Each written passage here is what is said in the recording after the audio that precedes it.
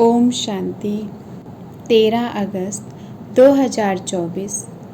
बाबा के मधुर महावाक्य हैं। मीठे बच्चे, योग द्वारा तत्वों को पावन बनाने की सेवा करो, क्योंकि जब तत्व पावन बनेंगे तब इस सृष्टि पर देवताएं पांव रखेंगे।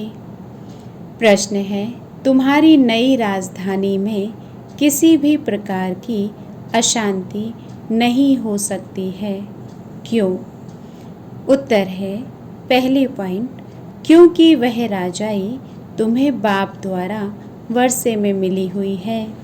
दूसरी पॉइंट, वरदाता बाप ने तुम बच्चों को अभी ही वरदान अर्थात वर्षा दे दिया है, जिस कारण वहाँ अशांति हो नहीं सकती।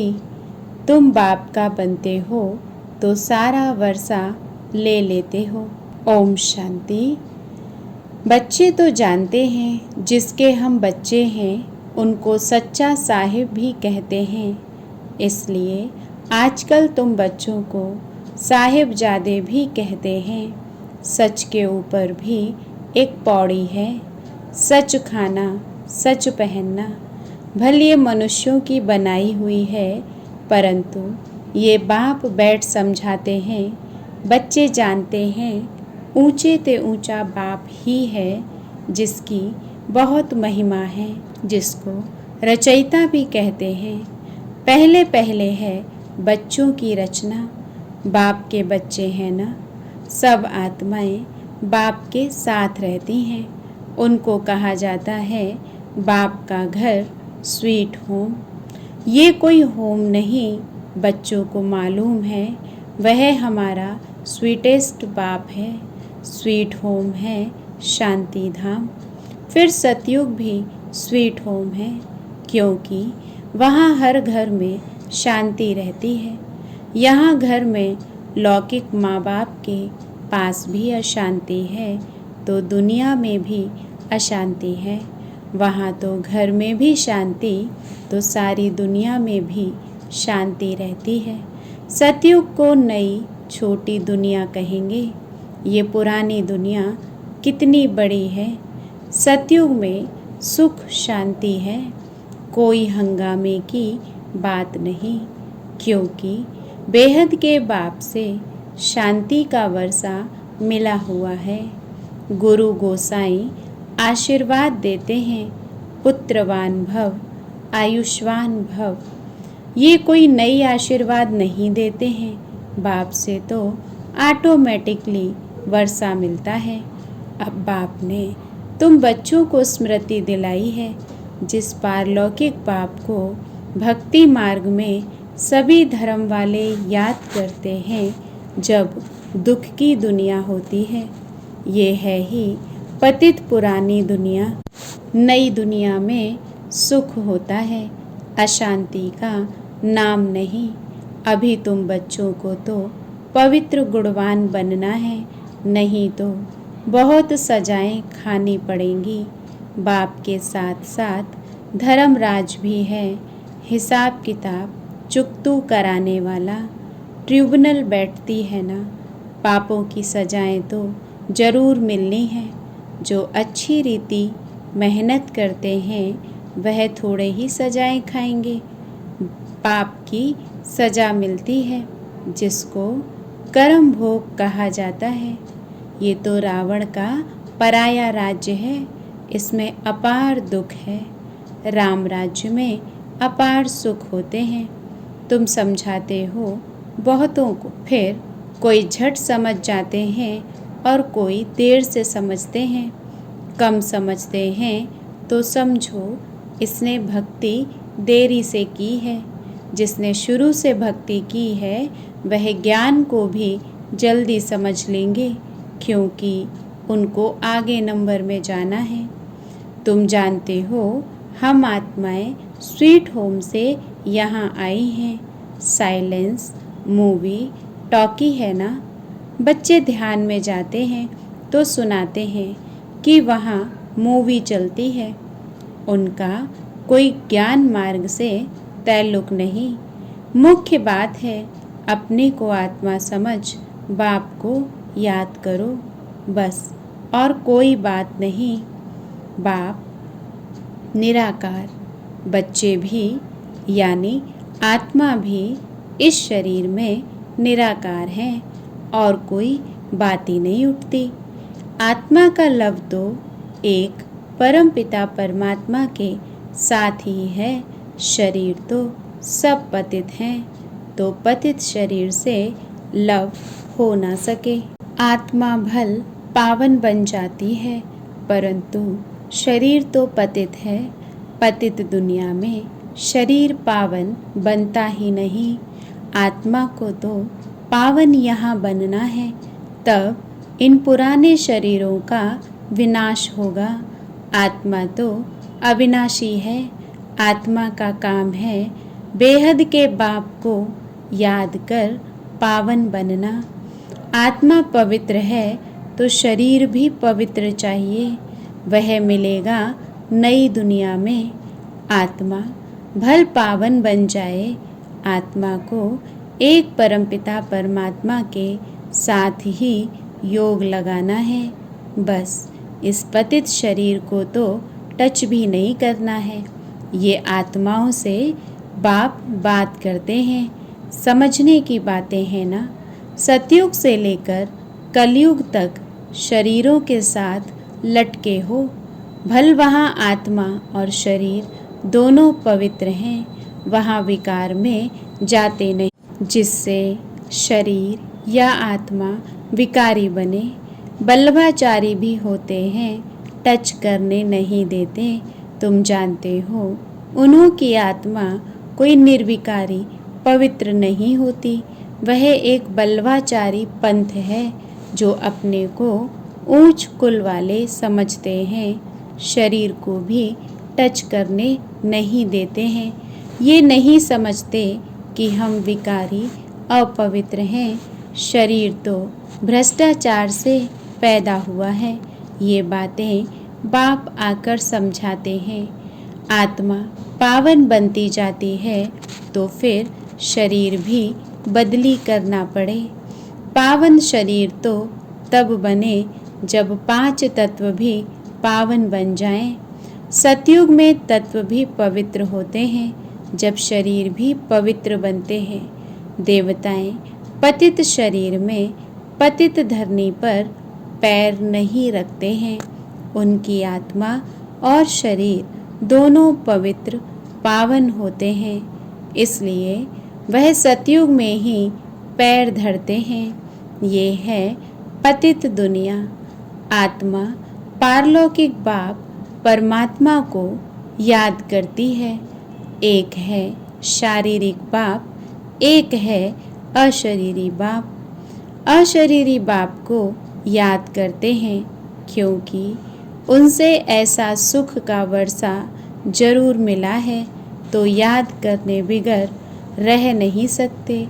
भल इस समय तमो प्रधान बने हैं तो भी उस बाप को जरूर याद करते हैं, परंतु ये फिर उल्टी शिक्षा मिलती है कि ईश्वर सर्वव्यापी है। फिर इस बात में भी मूंझ पड़ते हैं कि मनुष्य मनुष्य ही बनता है। ये सब भूलें बाप आकर समझाते हैं। बाप एक ही मन मनाभव का मंत्र देते हैं, उनका भी अर्थ चाहिए। अपने को आत्मा समझ बाप को याद करो, बस यही धुन लगी रहे जिससे तुम पावन बन सकेंगे। देवताएं पवित्र हैं, अब बाप आकर फिर से ऐसा पवित्र बनाते हैं। सामने एम ऑब्जेक्ट रख देते हैं। जो बुत मूर्ति बनाने वाले होते हैं, मनुष्य की सूरत देख झट उनका बुत बना देते हैं, जैसे कि वह जीता जागता सामने बैठा है। वह तो जड़ बुत हो जाते हैं। यहाँ बाप तुमको कहते हैं, तुमको ऐसा चैतन्य लक्ष्मी नारायण बनना है। कैसे बनेंगे? मनुष्य से देवता तुम इस पढ़ाई और प्योरिटी से बनेंगे। यह स्कूल है ही मनुष्य से देवता बनने का। वह जो बुत आदि बनाते हैं उसको आर्ट कहा जाता है। हूबहू वही शक्ल आदि बनाते हैं, इसमें हूबहू की तो बात ही नहीं। ये तो जड़ चित्र हैं, वहाँ तो तुम नेचुरल चैतन्य बनेंगे ना। 5 तत्वों का चैतन्य शरीर होगा।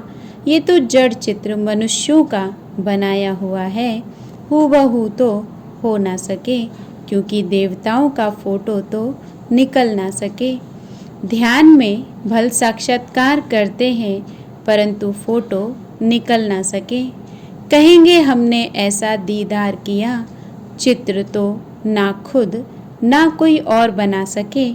खुद ऐसा तब बनेंगे जब बाप से नॉलेज लेकर पूरी करेंगे, तब हूबहू कल्प पहले मिसल बनेंगे। ये कैसा कुदरती वंडरफुल ड्रामा है। बाप बैठ ये कुदरती बातें समझाते हैं। मनुष्यों को तो ये बातें ख्याल में भी नहीं रहती हैं। उन्हों के आगे जाकर माथा टेकते हैं, समझते हैं ये राज्य करके गए हैं, परंतु कब ये पता नहीं है। फिर कब आएंगे व क्या करेंगे कुछ पता नहीं। तुम जानते हो सूर्यवंशी चंद्रवंशी जो होकर गए हैं वह हूबहू फिर से बनेंगे जरूर। इस नॉलेज से वंडर है ना। तो अब बाप समझाते हैं ऐसा पुरुषार्थ करने से तुम सो देवता बनेंगे। एक्टिविटी वही चलेगी जो सतयुग त्रेता में चली है। कितना वंडरफुल ज्ञान है। ये बुद्धि में ठहरे भी तब जब दिल की सफाई हो। सबकी बुद्धि में ये बातें ठहर ना सकें। मेहनत चाहिए, मेहनत बिगर कोई फल थोड़े ही मिल सकता है। बाप तो पुरुषार्थ कराते रहते हैं, भल ड्रामा अनुसार ही होता है, परंतु पुरुषार्थ तो करना होता है। ऐसे थोड़े ही बैठ जाएंगे, ड्रामा में होगा तो हमसे पुरुषार्थ चलेगा। ऐसे भी जंगली ख्यालात वाले बहुत होते हैं। हमारी तकदीर में होगा तो पुरुषार्थ जरूर चलेगा। अरे पुरुषार्थ तो तुमको करना है। पुरुषार्थ और प्रारब्ध होती है। मनुष्य पूछते हैं पुरुषार्थ बड़ा या प्रारब्ध बड़ी। अब बड़ी तो प्रारब्ध होती है, परंतु पुरुषार्थ को बड़ा रखा जाता है जिससे प्रारब्ध बनती है। हर एक मनुष्य मात्र को पुरुषार्थ से ही सब कुछ मिलता है। कोई ऐसे भी पत्थर बुद्धि हो पड़ते जो उल्टा उठा लेते हैं, समझा जाता है इनकी तकदीर में नहीं है, टूट पड़ते हैं। यहाँ बच्चों को कितना पुरुषार्थ कराते हैं, रात दिन समझाते रहते हैं। अपने कैरेक्टर्स जरूर सुधारने हैं। नंबर 1 कैरेक्टर है पावन बनना। देवता तो हैं ही पावन, फिर जब गिर पड़ते हैं, कैरेक्टर्स बिगड़ते हैं तो एकदम पतित बन जाते हैं। अभी तुम जानते हो हमारा तो A1 कैरेक्टर था, फिर एकदम गिर पड़े। सारा मदार है पवित्रता पर। इसमें ही बहुत डिफ़िकल्टी होती है। मनुष्य की आँखें बहुत धोखा देती हैं, क्योंकि रावण का राज्य है, वहाँ तो आँखें धोखा देती ही नहीं। ज्ञान का तीसरा नेत्र मिल जाता है। इसलिए रिलीजन इज़ माइट कहा जाता है। सर्वशक्तिवान बाप ही आकर के ये देवी देवता धर्म स्थापन करते हैं। भल करती तो सब आत्मा है, परंतु मनुष्य के रूप में करेगी। वह बाप है ज्ञान का सागर। देवताओं से इनकी महिमा बिल्कुल अलग है। तो ऐसे बाप को क्यों नहीं याद करेंगे। उन्हों को ही नॉलेजफुल बीज रूप कहा जाता है। उनको सत्य चित आनंद क्यों कहा जाता है। झाड़ का बीज है, उनको भी झाड़ का मालूम तो है ना, परंतु वह है जड़ बीज। उनमें आत्मा जैसे जड़ है, मनुष्य में है चैतन्य आत्मा। चैतन्य आत्मा को ज्ञान का सागर भी कहा जाता है। झाड़ छोटे से बड़े होते हैं तो जरूर आत्मा है, परंतु बोल नहीं सकती। परमात्मा की महिमा कितनी है। ज्ञान का सागर, ये महिमा आत्मा की नहीं, परम आत्मा माना परमात्मा की गाई जाती है। फिर उनको ईश्वर आदि कहते हैं। असुल नाम है परम पिता परमात्मा। परम अर्थात सुप्रीम। महिमा भी बड़ी भारी करते हैं।